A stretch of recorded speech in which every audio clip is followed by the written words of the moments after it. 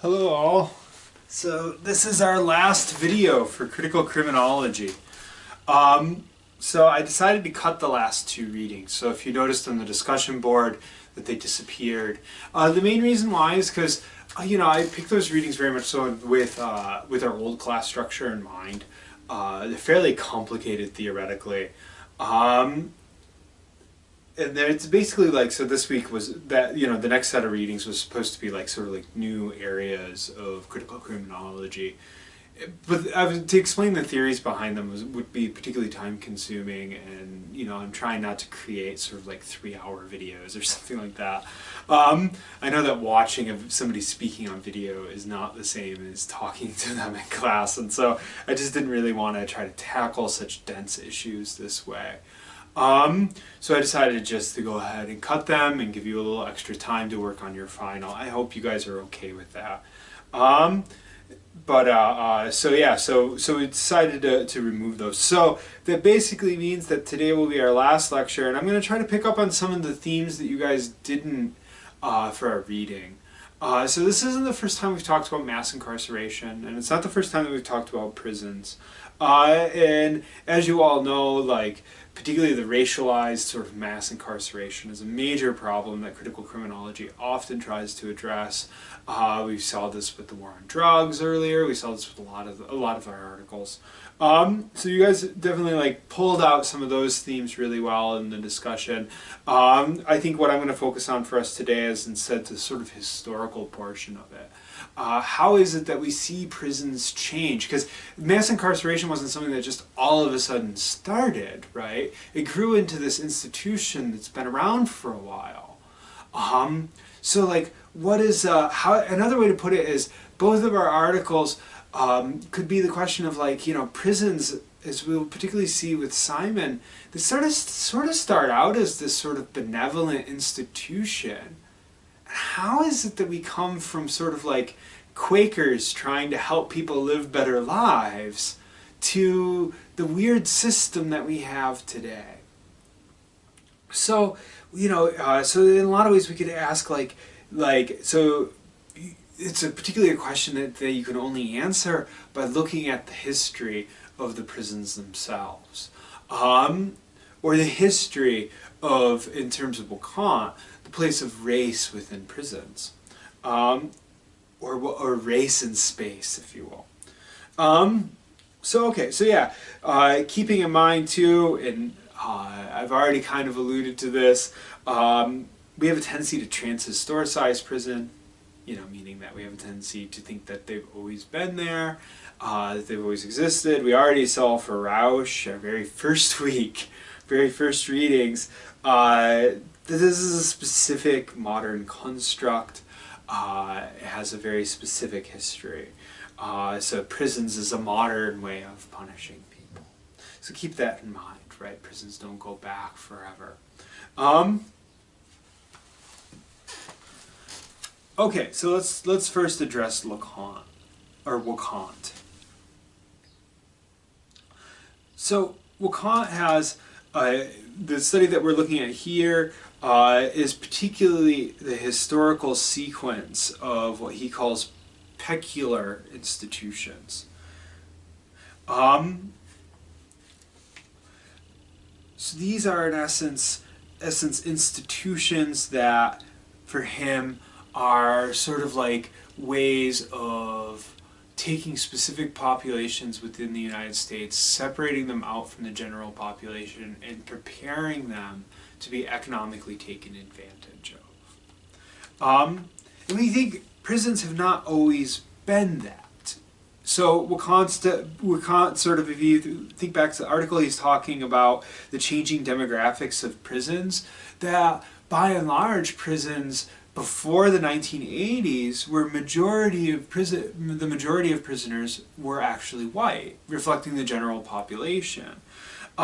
So prisons were not specifically racialized spaces. They were spaces in which criminals of all sorts were housed. If you want more details on that, we can think back to Rausch. Where the prison comes from, how the prison works, right? It's not specifically racialized. It's instead this movement, this change of how we think about people. How we should treat people in terms of for Rauch dependent on like the creation of surplus labor, or for things like Foucault, who we've talked about before. For Foucault, the prison represents a different way of thinking about people, the individualization of crime, right? Crime, you cease to have crime occurring, right? Being punished by capital punishment sort of things, and instead the prison, which instead is about the individual person, and so to some degree the prison is the invention of the criminal as a concept. The criminals are not specifically white or black. It's not until the 1980s that we start to have this radical swing, right? Starting with the war on drugs in the Reagan era, this sort of radical swing towards having predominantly it be a place for housing black people. And a lot of you guys picked up on the details of that housing, right? Like the likelihood of African Americans in America to interact with the penal system is greater than the higher education system. It's almost an assumed part of some people's lives, and that is a relatively novel phenomenon. So for Wacquant, what he wants to say is that the reason why prisons all of a sudden in the 1980s are being used this way is they're actually in this sort of sequence of different institutions that have been utilized to essentially to oppress black people. Once again, it's not where the prison starts. The criminal justice system has been rethought as a racial space. It's been racialized. I'm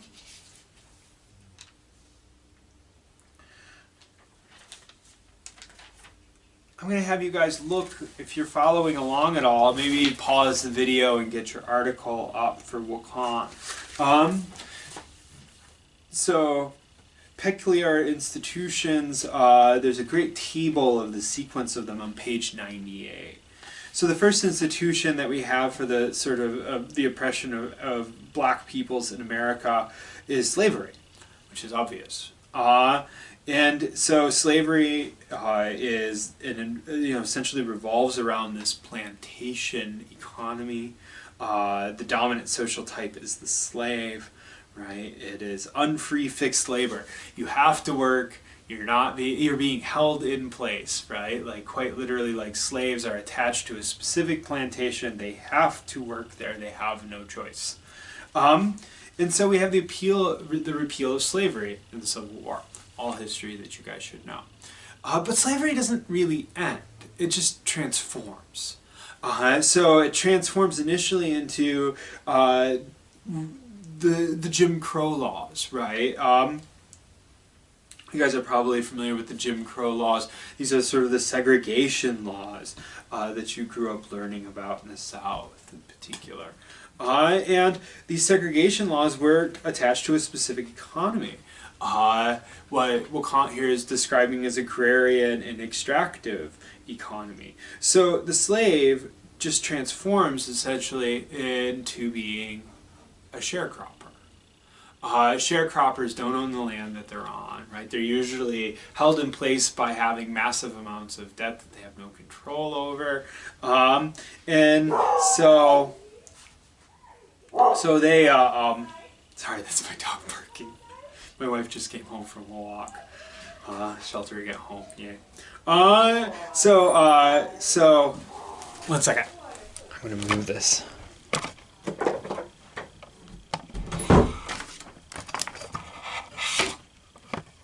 Give us some quiet.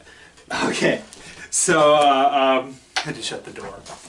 So okay, yeah. So the sharecropper, right?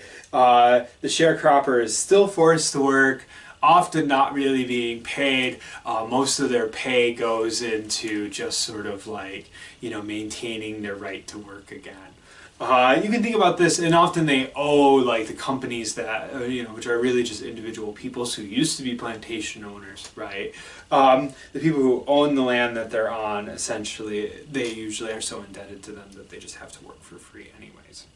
You can think about it, it's very similar to when you hear things about miners in places like West Virginia. It's a very similar situation, sharecropping.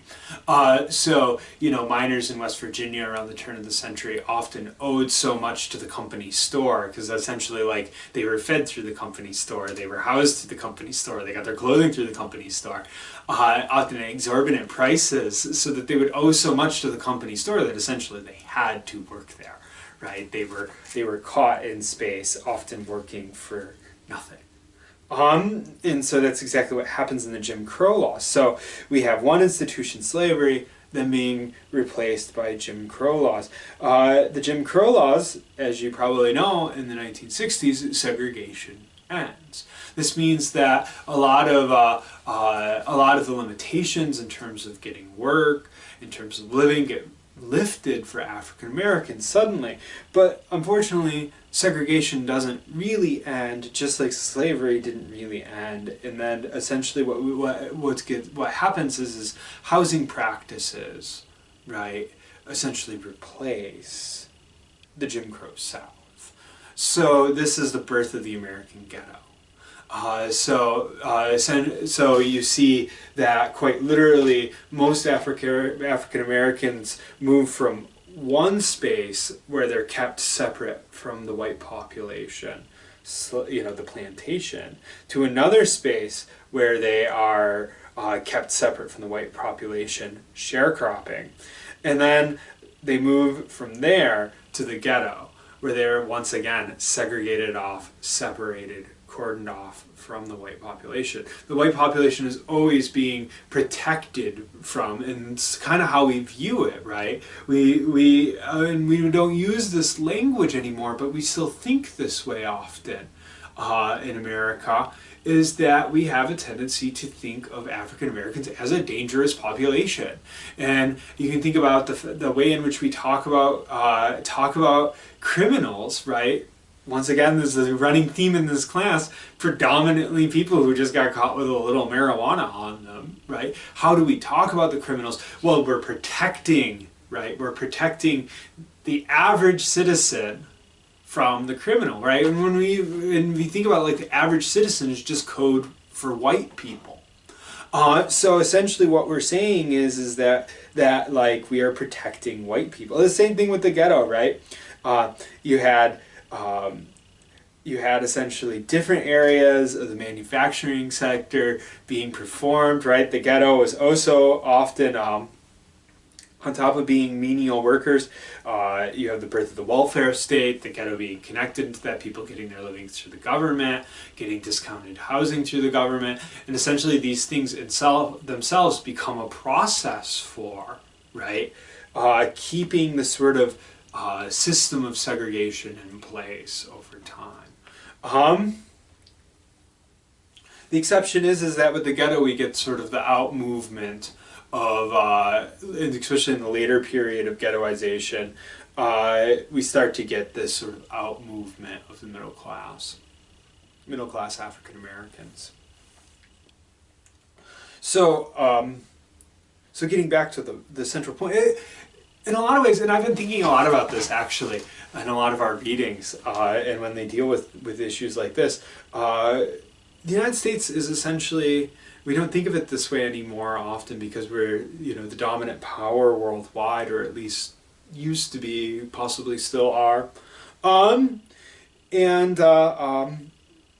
we're still very much so a colony. And we work very similar to some other colonies, particularly other sort of settler colonial colonies, that we exist in a system of apartheid. It's just a quiet system of apartheid. So rather than having the military keep people separate, we just sort of use economic forces to do it. So we essentially live in an apartheid system. And what Kant's really pointing out is how this apartheid system shifts and changes. And it shifts and changes in a way that makes it look fair, but the outcome becomes the same. So in a lot of ways, the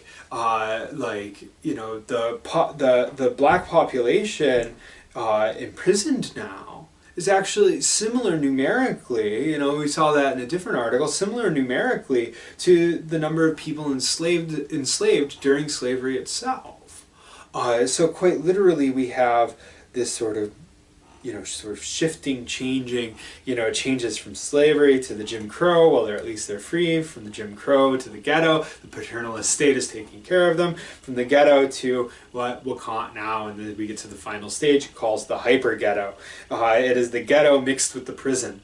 The way of reinforcing the relationship of the ghetto to the rest of the town, especially now that we have fair housing laws, now that people can move into any neighborhood if they can afford it, right? We have instead sort of this system of containment.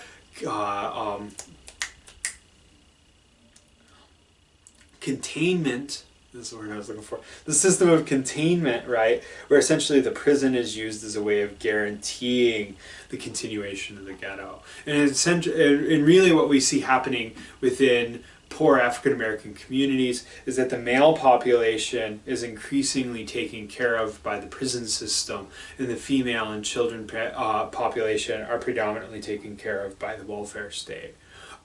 Which in a lot of ways, this sort of tearing apart of the family into different sections guarantees this sort of continuing poverty over time. At this point, Wakan becomes very connected to our first article, Rausch, and what we see is we see essentially this maintenance of a surplus population. So within the hyper ghetto, rather than it just being sort of like this population that we don't know what to do with, that we really don't want to interact with, is white Americans for the most part, being contained within a ghetto. Now we see instead this sort of production of a surplus labor population through the prison system, and then essentially using the prison system as a club, right? Using it as an excuse to oppress people, large segments of our population. So that's why we have mass incarceration for Wakan.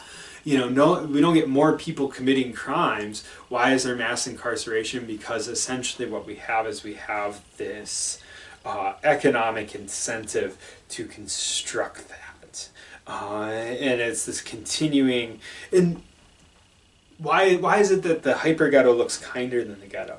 The ghetto caught a lot of flack, right? As an institution, the hyper ghetto, and this is a phrase he uses, invisibilizes and reactivizes the ghetto. And what he means by that, and it is a great phrase, is that we don't see the prison population. The prison population is sort of sent off someplace. It becomes invisible, right? So we become blind to it. And how does it that it reactivizes it? Essentially, the ghetto and the prison gets seen as a natural outcome of the actions of these bad people. So essentially, what happens is we turn essentially people who are being segregated into people who are being segregated because of their own choices. So essentially what we've done is we've completely transformed it so that we can now clearly blame black people for their position as segregation.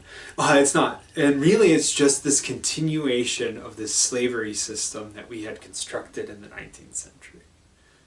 So that's Wakan. That's the history of what's going on for Wakan. Okay, our second history is Simon's history. Now he's, rather than focusing specifically on race, right, rather than looking at prisons as this continuation of a segregation policy, what we get with Simon is looking at the different stages that the prison takes itself. So in the first stages in the United States, we have two different kinds of prisons. And I made reference to sort of like Quakers trying to get people to repent. This is essentially that system. The first prison in North America is Eastern State Penitentiary. It's one of the first prisons in the world. In fact, the article cites this. You get a major sort of like intellectual political authority person, Alexis de Tocqueville, literally being sent to the United States to observe prisons because France doesn't have them. As most of Europe doesn't yet. In the Eastern state model is this sort of solitary confinement model. People were supposed to be sort of left alone by themselves so that like their inner light could shine and they could become reformed and better people. It doesn't really work as a system. It often made people go crazy. But essentially that's that system of solitary confinement, everyone removed from one another. Which is, it specifically has a reform quality to it. The other one referred to in the article is the Auburn model, is in upstate New York. And here instead we see sort of like labor being used as a reformative thing, and in particular like they are, rather than being solitary, they are together in groups. And then they are heavily disciplined by the guards, the use of violence. Very much so the Auburn model becomes the model for us. So that's one image, right? So if you want to think about it for Simon, each of these stages as we move through them, what we see is the institutions that surround the prison, right, and particularly the political institutions, change and mold, and the prison becomes a reflection of them. So this sort of reformist agenda of making people more enlightened, making people better people, really fits in with sort of the historical moment of the early 1800s, right? We're fresh off of the revolution, and this is how we've decided. We've decided we no longer want to execute our prisoners, right? We want to do something very different with them, and it represents sort of the ideals of that system. It also represents sort of the failure of that system. That in this sort of idealized model, it constructs something that never actually occurs. Something that you could critique, sort of American democracy of in general. Creating something on the basis of ideals that never actually gets practiced. From there it's transformed. We get a different stage. This is where he talks about, through industrialization we have this birth of this new form of prison. This is the big house section. It sort of fits our stereotypes of prisons. You think of something like the Shawshank Redemption, right? These sort of big state prisons that are also like these places of work, right? People stamping out license plates and working in the prisons. He refers to them as shadow industrial prisons, right? They are modeled after industrial work and industrial labor. They look like the kind of things that people have to do in factories, same sort of organization. So the big house is essentially this transformation of the prison system away from what existed before. Also, we see like where in the Auburn model in Eastern State, very few people in prison, right? Only a certain subset. The rest are punished in other ways, including the continuation of corporal punishment. The big house is sort of like mass project, right? So here we see it becoming, right, the thing that we use to punish people in the United States. So then he also ties this to changes in politics, particularly what he refers to as the patronage state. That local politics becomes a lot more important in this sort of late, particularly post-Civil War era, which also leads to a lot of these like weird nepotisms, where essentially people do favors for each other. They sort of like romance one another to gain votes by using people's influence. And you see the prison becomes much the same thing, right? It becomes a microcosm of dominant political forces, is the phrase that he uses. So you have very stratified inmate societies in which basically people's ability to cordon favors, get things inside contraband, things like that become really important. This is really our image of prisons. Our image of prisons comes out of this era. Okay, that sort of patronage state era of the prison, the big house era, then gets replaced by the New Deal. The New Deal, of course, being a reference to the things that were done during the Great Depression. And as a result of the New Deal, particularly like the construction of the welfare state for the first time, this sort of massive state system to aid people in surviving. You see sort of the upsurge of local authority and a move towards the federal government becoming stronger. Prisons therefore become less about before wardens became wardens because they had somebody owed them a favor and it was a fairly cushy job. Now instead you see a professional class of experts. He doesn't give an archetype of this, but if I think you want to think of an archetype of the prison of the New Deal, I think of things like state mental facilities. The home for the criminally insane, which are really just prisons, right? But they're a different kind of prison. They're a benevolent prison. They're there as this sort of to help people out, but there's a cost to them. That benevolence means that they're more intrusive. At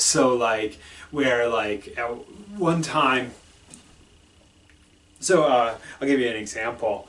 The big house can be somewhat chaotic, and prisoners actually have a lot of freedom, and they kind of have their own culture. They're not tightly controlled. That nepotism and the advantage taking and the stratification have all these negative effects on people, but they also have a lot of freedom. So I toured a state mental facility in St. Peter. This was for the Minnesota State Mental Facility, for the home for the criminally insane. They still call it that, which I think is sort of weird. This home for the criminally insane, what they had is, before they had inmates out in could make their own tar paper shacks. They largely grew their own food. They'd go out there, they'd gamble, and they'd drink homemade wine prison wine that they had made. And all this was basically allowed, right? Because essentially the patronage state was about eking some profit off of this population in these quiet, sort of shady ways. The New Deal system, it came through and it tore down all of those tar paper shacks. It made everything a lot more rigid. Now, people were actually being treated at the home for the criminally insane now, but that also means that the prison system intruded more into their lives. So it's sort of this weird payoff of being more beneficial, but also a lot more intrusive. Which represents the political changes of the New Deal. Our lives are more managed than they were before the New Deal, but the welfare state also helps people. It makes life a lot less chaotic. Makes it less chaotic, but also, a little less free in some ways. So that's kind of the shift that we see at that stage. Lastly, we have the sort of fifth stage. This is when this sort of benevolent system gets transferred into something else. It gets transferred into basically a population warehouse. So here we get the same thing as Wilcott, the same thing as Rausch, some other readings that we have, right? So the prisons become, as a result of austerity and the cutting back of the prisons, they become these sort of underfunded things with more and more people in them, where they're not really being treated, but they do generate profit. And they do come out and they're low-wage workers, and you can think back to our article on that sort of outtake processes and how that's changing, right? So they become these sort of weird warehouses, just housing and sectioning off large segments of the American population. Okay, so those are our two articles. Last notes, your final is due May 8th at 11:59. Otherwise, because we cut the last readings, you guys can just have the next week to start working on that, some extra time. So thank you for having a great semester. I wish we could have finished it out together in the classroom. Some of you, I feel like I was just getting to know you. So if you need anything in the future, let me know. For those of you that are criminology majors, a lot of you I'll probably see again, but my door is always open when you can actually go and knock on it. But yeah, for the time being, if you want to email me, have any questions, want to call me, feel free. Stay safe, have a good summer, and hopefully we'll see you all back here in the fall.